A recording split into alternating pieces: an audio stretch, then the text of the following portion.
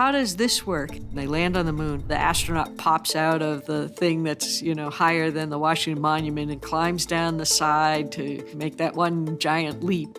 There would be a command module that the astronauts would ride in during launch and re-entry, and a specialized lunar module that could be smaller, lighter, just designed to take astronauts from lunar orbit down to the moon's surface. And then come back and rendezvous with the mothership, and then come back to Earth.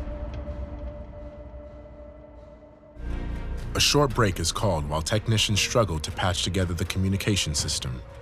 And then...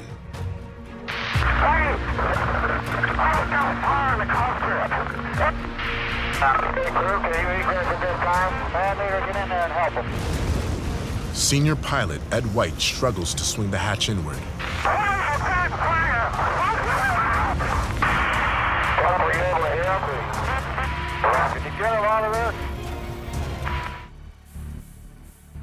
2 hours, 44 minutes into the mission, Apollo 8 catapults out of low Earth orbit and burns for the moon.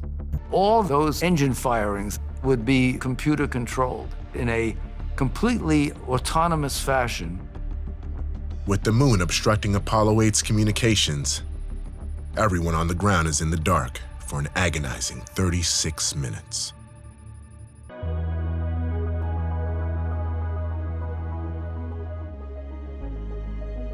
The most exciting part, I think, is discovering something and being so happy where you prove it works.